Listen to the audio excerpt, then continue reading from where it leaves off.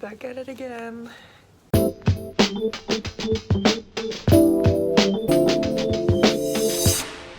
I'm currently at the hospital for my third chemo. However, we need to draw my blood first to see if my body is ready for chemo, so I might not have chemo today. So we'll see. So the doctor is getting something to draw my blood with. And I have a big line, actually, so they can easily take out the blood. I'm in a room with 3 other beds, but there's nobody else here, so a little lonely, but I brought my laptop and I'm gonna watch some Grey's Anatomy later.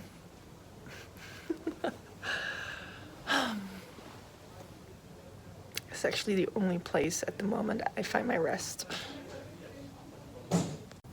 That is what the chemo is going to be hanging from, and I can walk with it, so.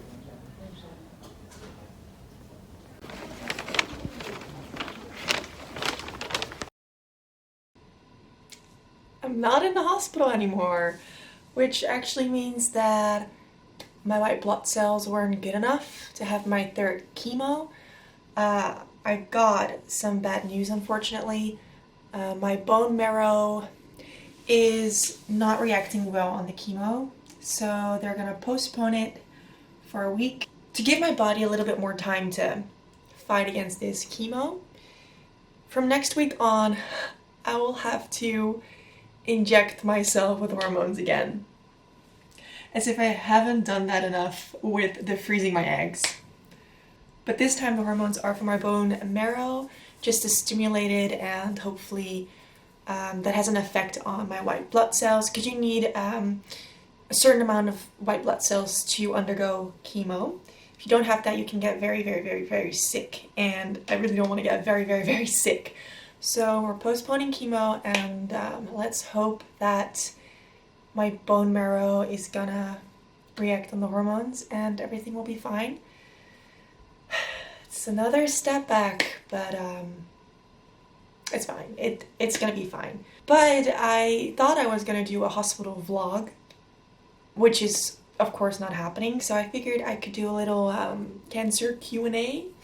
Thank you for sending in all your questions. If you have any other ideas, or if you want to see a video on something, please let me know in the comments down below. And thank you so much for your support once again. I wrote the questions down on my phone. Question number 1. What country are you being treated in? So there's been some confusion. I am Dutch, which means I'm in the Netherlands. So I'm being treated in the Netherlands. I do not live in Canada, and I do not live in the United States, which a lot of people think. I am from Europe. How are you feeling at the moment? Physically, I'm doing fine, but that's mainly because I'm currently in my good week. Like the week right after chemo, I got sick, and then the second week and a couple days before my new chemo, I actually feel fine. I feel like I'm not sick, so right now I feel okay. How does it affect you mentally? How are you dealing with your emotions, and what distracts you from negative feelings?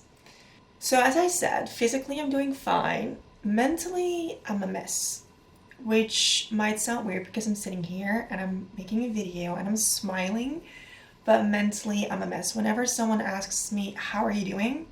I immediately start crying. I don't sleep well. I have sleeping pills, but they're not really working. And there are a lot of stress factors in my life at the moment that have something to do with the fact that I'm sick, but also have nothing to do with the fact that I'm sick.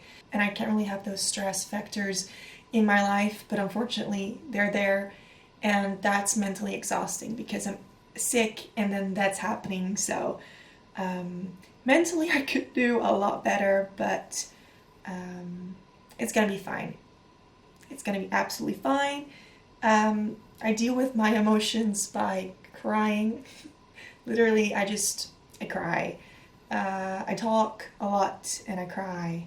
It's not good to not show emotions, so there's that. And what distracts me from these negative feelings are my friends. They've been very, very supportive, and yeah, I'm very grateful that I have those around. And school, in a weird way, also helps me be distracted, I've been actually doing, in my last video I said it was really hard to combine school with the hospital visits, but I am glad to share that I handed in all my deadlines and it actually went pretty well. So I'm gonna get my results back from all those papers really soon, but I have a good feeling about it. So I'm really happy. School has been a good distraction. Unfortunately, right now I have 2 weeks of vacation. Yes, I said unfortunately because we're still in Corona. There's nothing for me to do out there. I have a low immune system, so I can't really be out in public. So school is really the only thing for me that's really keeping me busy. And 2 weeks of vacation is nah. Is there anything you are watching on Netflix or on TV that you are enjoying and helps your mood? Now this is going to sound really strange, but I started watching Grey's Anatomy. I saw a lot of that on TikTok and I got really curious. I've known about this show for a long time. I think I watched it when I was younger, when it was on TV still. But I got curious. It's a hospital show. It has plenty of seasons to watch, so that's also a good distraction. And then somebody asked, because I put it in my story, what Grey's episode are you on? And then somebody else asked if it isn't hard watching a hospital show because I already deal with hospitals myself.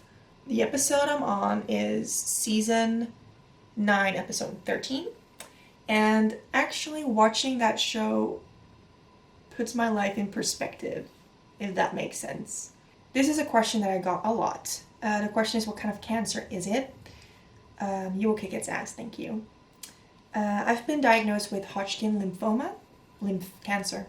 Yeah, basically that. What stage is it? This is actually something I don't really have an answer to. I got a phone call a couple weeks ago telling me that I have stage 2B with risk factors.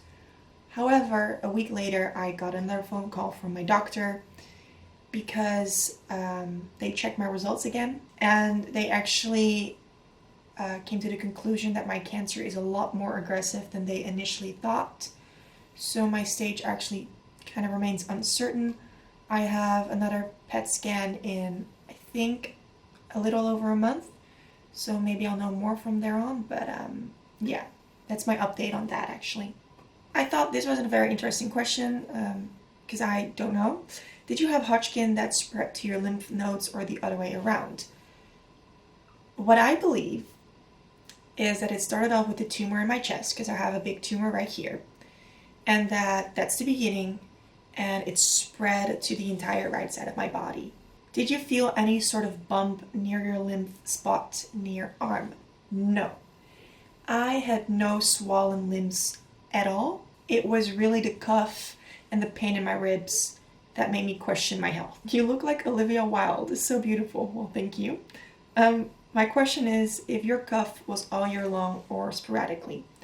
I had a small cuff all year long, but it got worse sporadically. How did you tell your friends and family?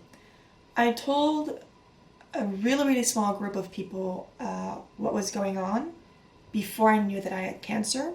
So I updated them with messages on WhatsApp, and I actually told them that I would give the updates so that they wouldn't text me every other day asking how I was doing.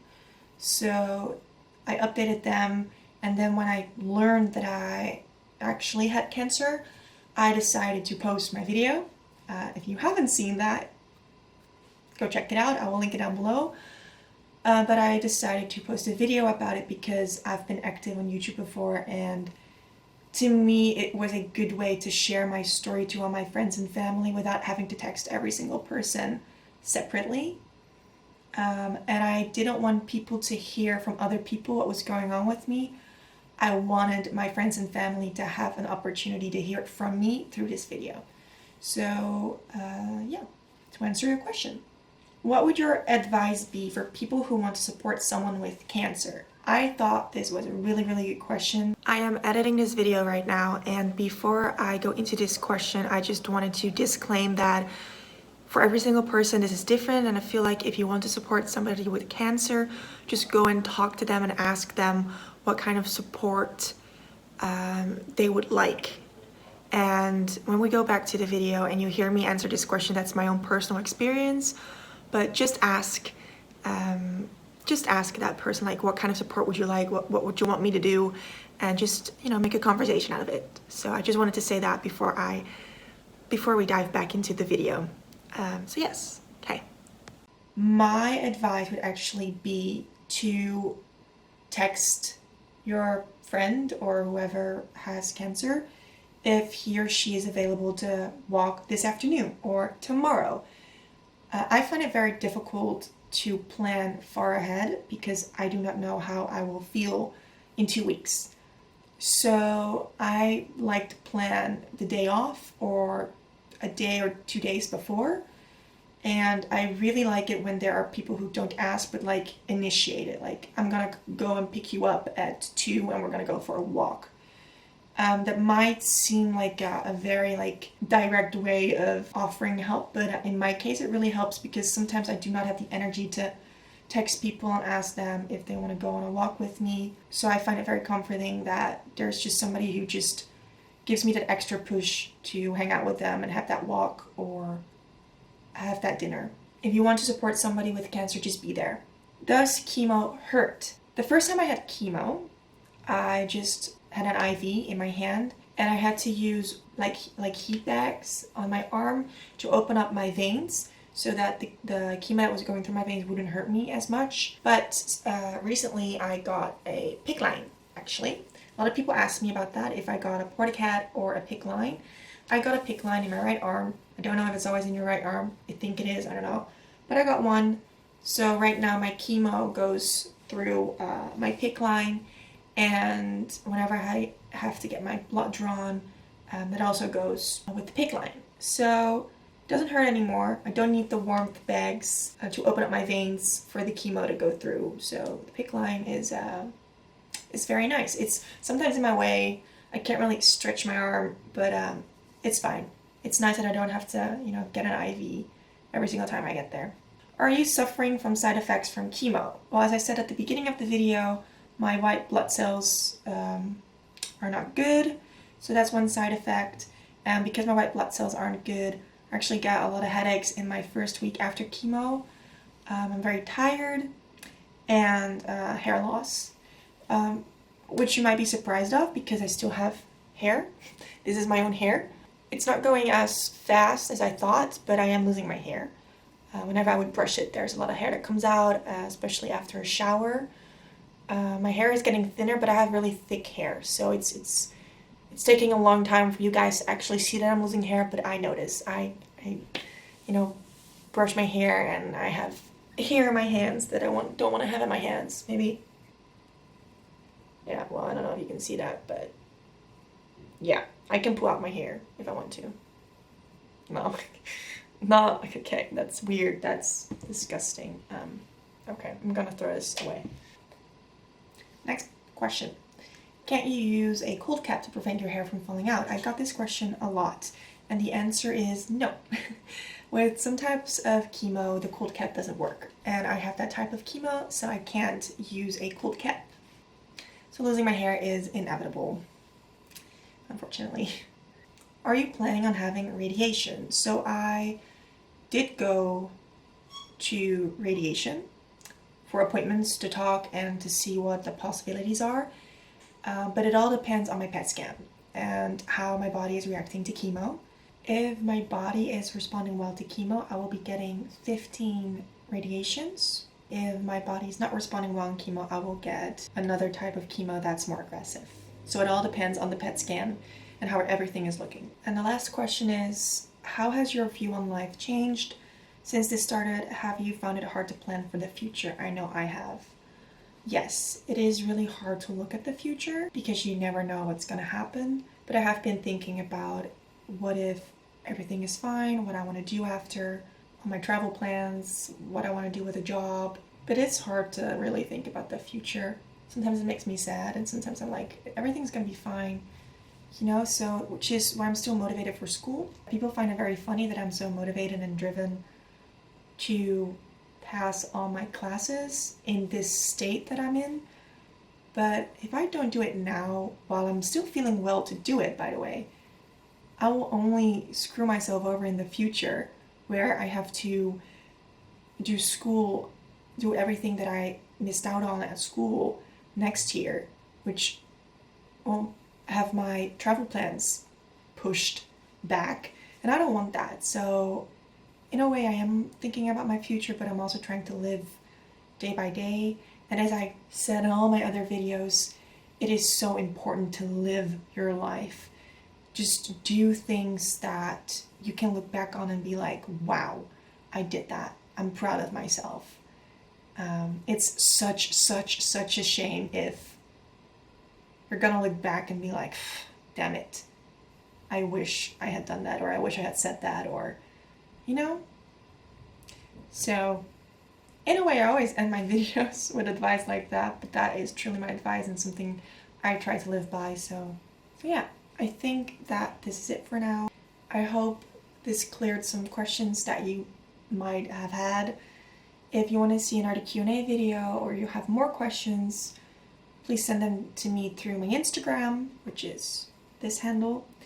And I am planning on posting more of my journey, so if you want to keep updated, you can subscribe to this channel. I haven't said that before, but you can subscribe. But yes, thanks again so much for watching. And again, if you have any ideas for any other videos or things you really want to see, please hit me up and tell me, and I'll see what I can do. Until next time, maybe with a wig or still with the hair, I don't know. We shall see. Okay, bye.